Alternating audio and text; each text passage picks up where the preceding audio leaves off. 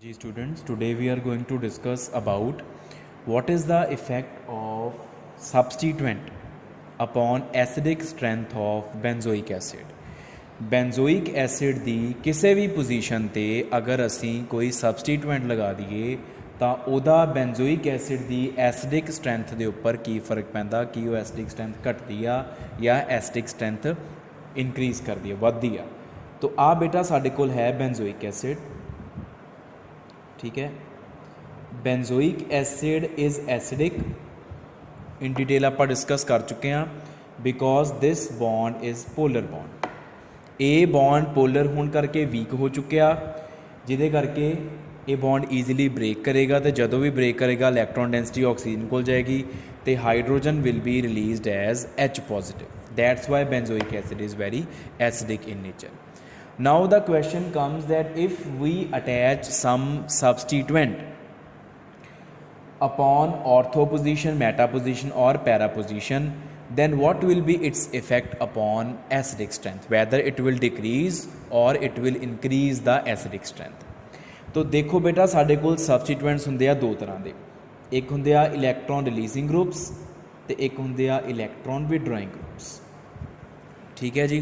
ਹੁਣ अगर आप रिलीजिंग ग्रुप्स की गल करिए, alkyl group is a releasing group, ठीक है। उस तो बाद alkoxy group is releasing group, उस तो बाद साढ़े कोल OH group is releasing group, NH2 group is releasing group, ठीक है।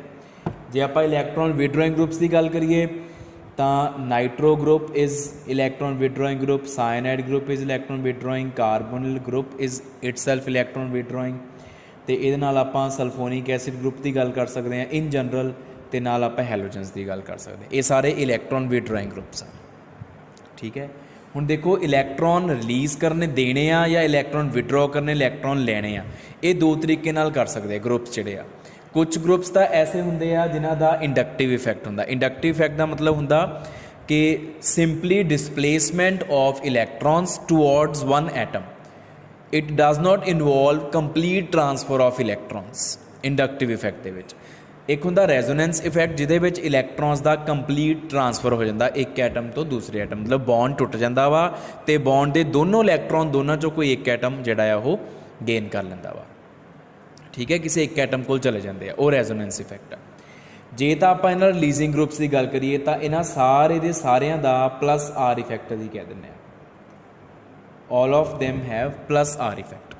जिहड़ा रेजोनेंस जिहड़ा सॉरी आर ग्रुप आ एल्काइल ग्रुप, इहदा तुसीं इंडक्टिव इफैक्ट भी कह सकते हो, इहदे इंडक्टिव इफैक्ट नूं रेजोनेंस इफैक्ट भी कह सकते हो, हाइपर कंजुगेशन इफैक्ट भी कह सकते हो, one and the same thing. जिहड़े इलैक्ट्रॉन विड्रॉइंग ग्रुप्स आ इन्हां दा आपां कह दिंदे आ कि इन्हां दा माइनस आर इफैक्ट आ, they are having minus R effect, ठीक है।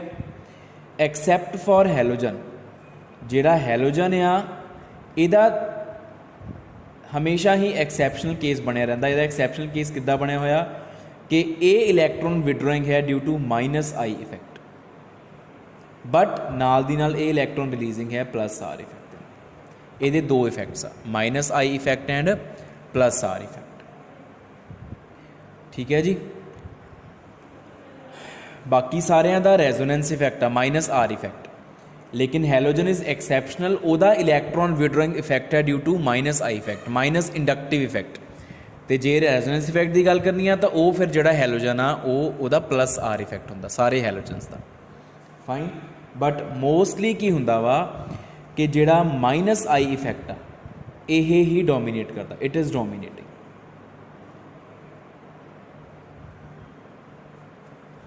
ठीक है जी। तो हुण आपां इफैक्ट की गल करिए कि रिलीजिंग ग्रुप का या विड्रॉइंग ग्रुप का इफैक्ट की है बेंजोइक एसिड के उपर अगर असी लगा दिए तो आ है बेंजोइक एसिड, ठीक है। ये उपर आपां कोई इलैक्ट्रॉन रिलीजिंग ग्रुप लगाता कोई भी, तो इलैक्ट्रॉन रिलीजिंग ग्रुप ने की करना, बेंजीन नूं इलैक्ट्रॉन प्रोवाइड करने, बेंजीन तो अगों कार्बोनिल ग्रुप को चले जाने आ, तो कार्बोनिल ग्रुप को अगर इलैक्ट्रॉन बेंजीन वालों आ रहे तो बेंजीन को इलैक्ट्रॉन रिलीजिंग ग्रुप वालों आ रहे, तो कार्बोनिल ग्रुप ने ऑक्सीजन तो इलैक्ट्रॉन खिंचने घटा देने आ, तो जे उन्हें ऑक्सीजन तो इलैक्ट्रॉन खिंचने घटाते आ, ਇਹਦਾ मतलब OH बॉन्ड की जिहड़ी पोलैरिटी आ वो डिक्रीज़ कर जाएगी, पोलैरिटी डिक्रीजेस। क्योंकि पोलैरिटी क्यों आ OH बॉन्ड की, क्योंकि O इलैक्ट्रॉन खिंच के रखता, OH बॉन्ड वाली इलैक्ट्रॉन डेंसिटी O खिंच के रखता वा। तो O क्यों खिंच के रखता, क्योंकि O कोलों पिछों कार्बोनिल कार्बन खिंच के रखता। हुण कार्बोनिल कार्बन नूं बेंजीन वालों इलैक्ट्रॉन डेंसिटी थोड़ी थोड़ी आनी शुरू हो गई आ, इस करके उन्हें O तो इलैक्ट्रॉन डेंसिटी खिंचनी घटाती आ, due to which the polarity of OH bond decreases. हुण अगर पोलैरिटी घट गई आ तो OH बॉन्ड का टुटना थोड़ा जिहा औखा हो जाऊगा, H पॉजिटिव ईजिली रिलीज़ नहीं होगा, तो यदा मतलब एसिडिक स्ट्रेंथ की कर जाएगी, डिक्रीज़ कर जाएगी। ये आप ऑलरेडी डिस्कस किया होया एलीफैटिक कार्बोक्सिलिक एसिड के केसिस, सेम ये भी एक्सप्लेनेशन आ। तो इस तो ऑपोजिट अगर आप कोई इलैक्ट्रॉन विदड्रॉइंग ग्रुप लगाता तो उन्हें की करना, बेंजीन तो इलैक्ट्रॉन खिंचने, बेंजीन ने इलैक्ट्रॉन खिंचने कार्बोनिल कार्बन तो, उन्हें ऑक्सीजन तो, ऑक्सीजन ने फिर हाइड्रोजन तो, जिदे करके OH बॉन्ड की जिहड़ी पोलैरिटी आ वो इनक्रीज़ कर जाती है। तो जिदे करके वह ब्रेक करना सौखा हो जाता, H पॉजिटिव ईजिली निकल जाता, due to which we say that acidic strength increases. So what is the general rule? Electron releasing groups decrease the acidic strength, electron withdrawing groups increase the acidic strength of benzoic acid. Electron releasing groups decrease the polarity of OH bond and electron withdrawing groups increase the polarity of OH bond. ये पिछे main reason है, mechanism की हो तो मैं दसता सारा, ठीक है जी। हुण इलैक्ट्रॉन रिलीजिंग ग्रुप आ चाहे विड्रॉइंग ग्रुप आ, कोई भी सबसटीट्यूएंट आ बेटा उन्होंने आप 3 पोजीशनस ते लगा सकते होंगे आ, ठीक है। आ 3 पोजीशनस आ बेंजोइक एसिड दी, आ दोनों पोजीशनस है ortho, they both are same equivalent, these positions are meta and this position is para position, ठीक है। हुण जिहड़ी काम की चीज़ सानू पता होनी चाहिए आ वो ये आ कि देखो इफैक्ट 2 तरह के आ, inductive effect and resonance effect. Inductive effect नाल भी इलैक्ट्रॉन दिते ते ले जाते आ, रिलीजिंग रेजोनेंस इफैक्ट नाल भी इलैक्ट्रॉन दिते भी जाते आ ते ले भी जाते, ठीक है, सबसटीट्यूएंट के थ्रू, सबसटीट्यूएंट के द्वारा। तो जो चीज़ इत्थे मैंशन करने वाली है बेटा, पहला पॉइंट वो ये पॉइंट मैंशन करने वाला आ कि रेजोनेंस इफैक्ट जिहड़ा हुंदा वा, R effect is not operative और effective at meta position. Meta position ते लग के रेजोनेंस इफैक्ट ऑपरेटिव नहीं हुंदा, ठीक है। ये गल याद रखनी आ कि जेड़े सबसटीट्यूएंट का रेजोनेंस इफैक्ट आ, चाहे प्लस आर इफैक्ट आ चाहे माइनस आर इफैक्ट आ, अगर वो मैटा ते लगाता तुसी फिर वह रेजोनेंस इफैक्ट काम नहीं करेगा, ना तो वो इलैक्ट्रॉन डेंसिटी दे सकेगा ऊपर तक COOH ग्रुप तक पहुँचा सकेगा, तो ना ही वो COOH ग्रुप तो इलैक्ट्रॉन डेंसिटी ले सकेगा अगर वह resonance effect uh.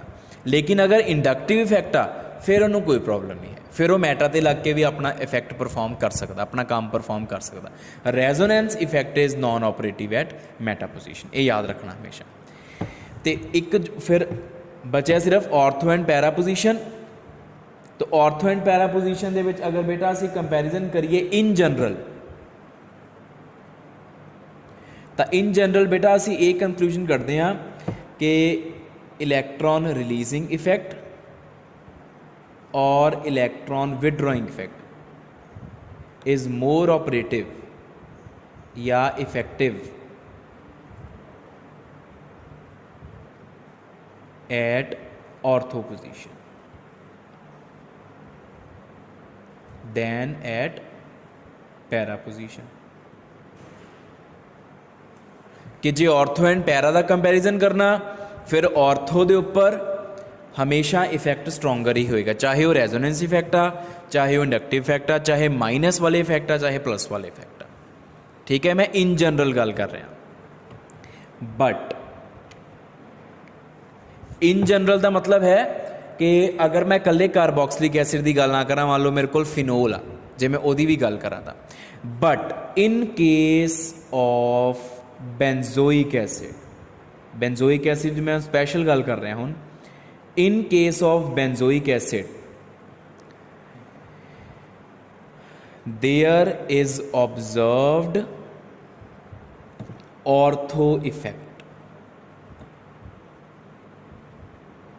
What is ortho effect?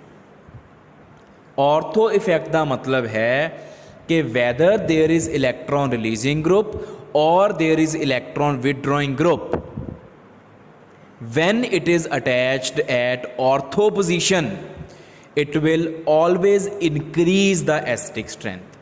We have just studied that electron releasing groups, when attached to some position of phenyl ring, they decrease the acidic strength, and electron withdrawing groups, they increase the acidic strength. But ortho effect states that if the substituent is attached at ortho position, then it will always increase the acidic strength, whether it is releasing group or it is withdrawing. Withdrawing ने तो ਵਧਾਣਾ ही ਹੁੰਦਾ, releasing भी ortho position ਤੇ ਲੱਗ ਕੇ acidic strength ਨੂੰ increase ਕਰਦੇ ਆ। This special effect is called ortho effect।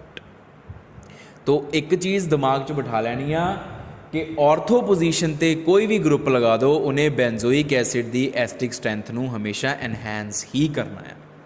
ये पिछे कोई वैल इस्टैबलिश्ड रीजन हाले तक नहीं पता लग्या, बट जो थोड़ा बहुत एक्सैप्ट किया गया वा रीजन वो ये आ कि जदों किसी ग्रुप नू असी ऑर्थो पोजीशन ते लगा दिन्ने आ,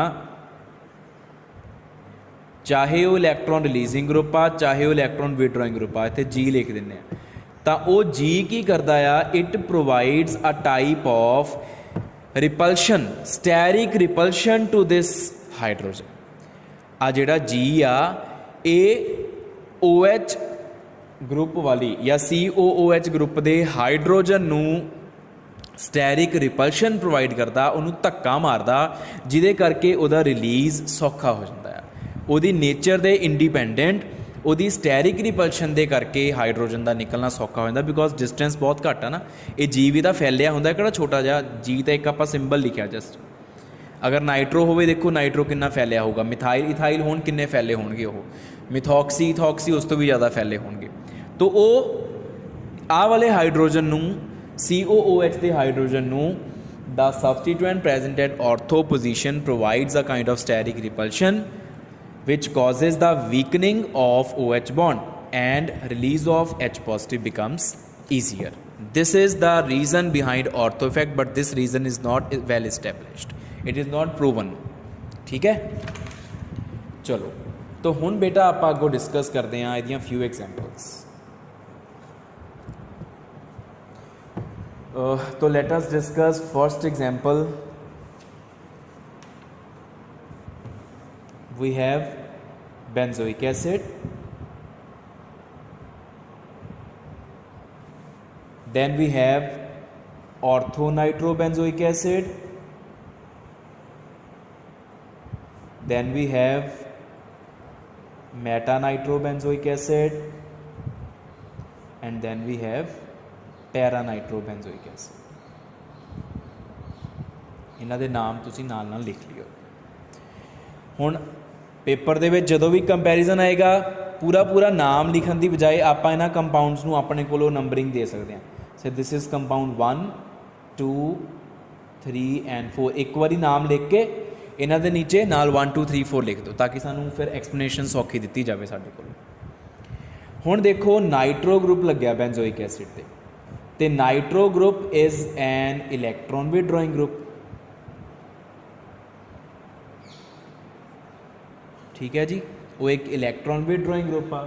तो इलैक्ट्रॉन विड्रॉइंग ग्रुप का काम की हुंदा, एसिडिक स्ट्रेंथ नू इनक्रीज़ करना। यही पढ़ के आए आप। इलैक्ट्रॉन विड्रॉइंग ग्रुप का काम हुंदा एसिडिक स्ट्रेंथ नू इनक्रीज़ करना। तो यदा मतलब 2 3 एंड 4 तिन्ना दी एसिडिक स्ट्रेंथ 1 के मुकाबले ज़्यादा होएगी। It has -R effect. -R ਇਹਦਾ डोमीनेटिंग आ, अदरवाइज ਇਹਦਾ इंडक्टिव इफेक्ट भी माइनस ही ਹੁੰਦਾ। It has -I as well as -R। Overall it is electron withdrawing due to both the types of effects. तो फस्ट दी जिहड़ी एसिडिक स्ट्रेंथ आ वो सब तो घट होएगी। क्योंकि बाकी तिन्नां च नाइट्रो लग गया। हुण बाकी बचे तीन, ऑर्थो वाला, मैटा वाला ते पैरा वाला। हुण सानू पता मैटा ते रेजोनेंस इफैक्ट, इहदा डोमीनेटिंग दा रेजोनेंस इफैक्ट है, इट हैज़ डोमीनेटिंग रेजोनेंस इफैक्ट, वो काम नहीं करता। ठीक है ना। तो जे वो काम नहीं कर रहा तो यदा मतलब कि मैटा ते लग के उन्हें एस्टिक स्ट्रेंथ नू ज़्यादा इनक्रीज़ नहीं किया, माइनस आई इफैक्ट करके थोड़ा बहुता करता होया वा, किया है माइनस आई इफैक्ट करके, पर ज़्यादा नहीं, क्योंकि रेजोनेंस इफैक्ट ने तो काम ही नहीं किया, इको इफैक्ट ने काम किया, इंडक्टिव इफैक्ट ने। तो एसिडिटी इनक्रीज़ हुई है पर ज़्यादा नहीं, यदा मतलब हुण इस तो बाद वारी थर्ड वाले कंपाउंड की आएगी। उस तो बाद बचे दो, second and fourth, ortho and para. Ortho will be more acidic than para, why so, because ortho position ते जिहड़ा इफैक्ट आ वो हमेशा स्ट्रोंग ही हुंदा, ये आपां चीज़ पढ़ के आए हैं। As compare to para position substituent is more effective at ortho position. वैसे भी ऑर्थो इफैक्ट करके भी ऑर्थो की एसिडिक स्ट्रेंथ इनक्रीज़ होनी सी, अदरवाइज ऑर्थो है भी नेड़े। तो विड्रॉइंग ग्रुप का काम हुंदा वा एसिडिटी नू इनक्रीज़ करना, तो ऑर्थो ते लग के उन्हें बहुत ज़्यादा इनक्रीज़ कर देना। तो यदा मतलब next is para and most acidic will be ortho. So this will be the trend of acidic strength with full explanation of the reason. Let us do next comparison. We have benzoic acid,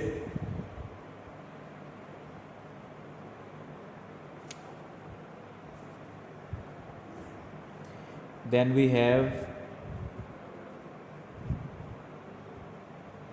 orthochlorobenzoic acid, then we have metachlorobenzoic acid, then we have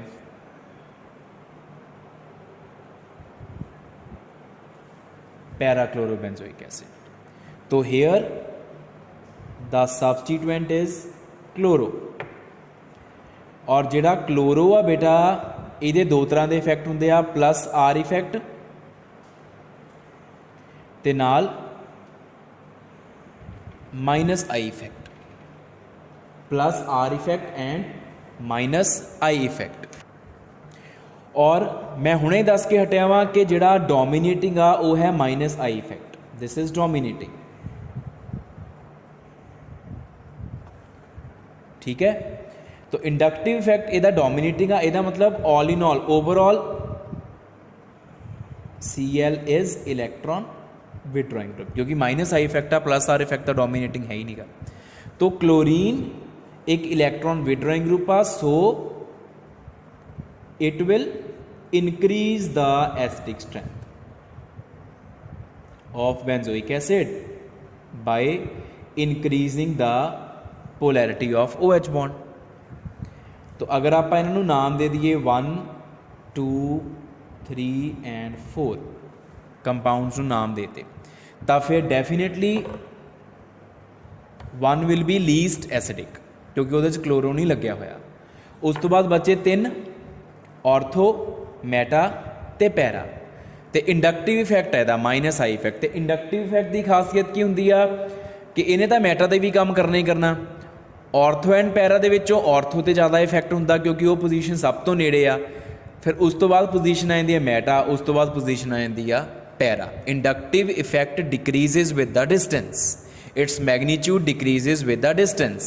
So at ortho position chlorine will be most effective in increasing the acidic strength, and then will be at meta position and least will be at para position।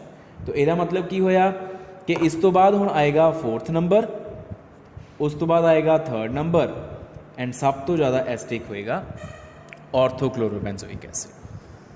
ठीक है जी, क्योंकि distance जिदा जिदा दूर हो जाना आ carboxylic acid group तो chlorine ने उहदा इंडक्टिव इफैक्ट घटी जाना है। रेजोनेंस इफैक्ट का काम ही नहीं ना कर रहा, काम किहड़ा कर रहा इंडक्टिव इफैक्ट, तो वह घटता जाता। ठीक है, with the distance. J resonance effect हुंदा फिर गल होर हुंदी। वो हुण आपां नैक्सट कंपैरिजन करते हैं। नैक्सट कंपैरिजन है साडे कोल benzoic acid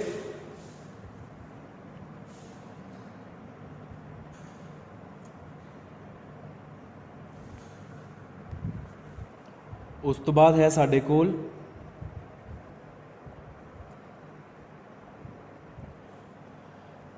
ortho hydroxy benzoic acid, then is meta hydroxy benzoic acid, and then is para hydroxy benzoic acid.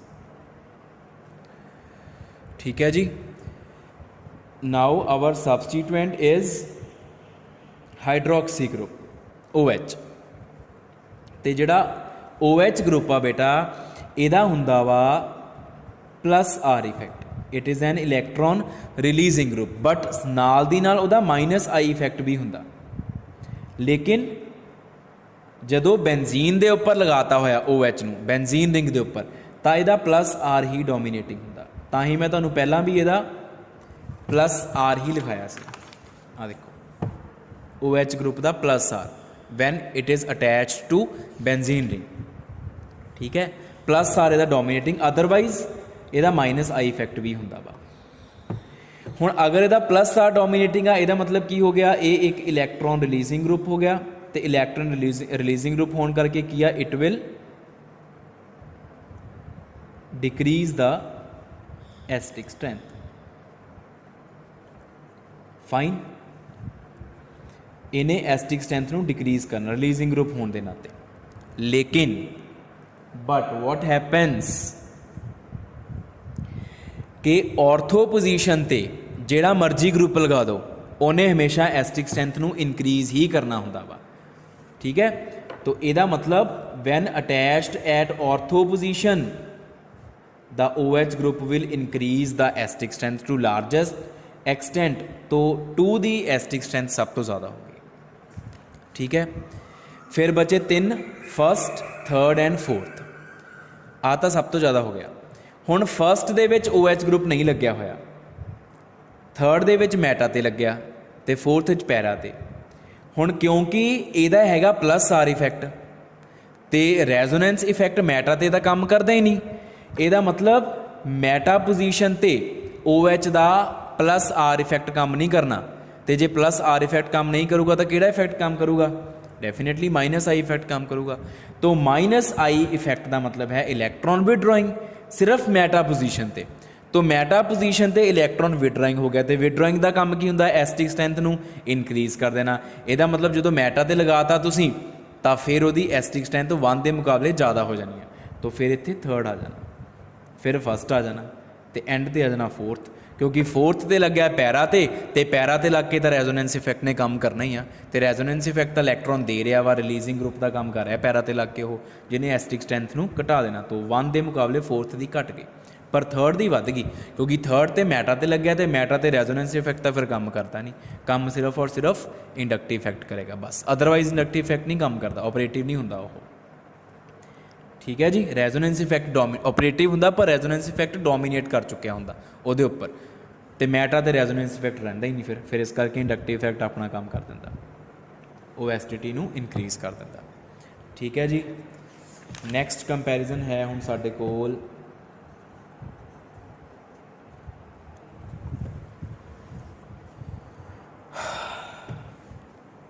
benzoic acid,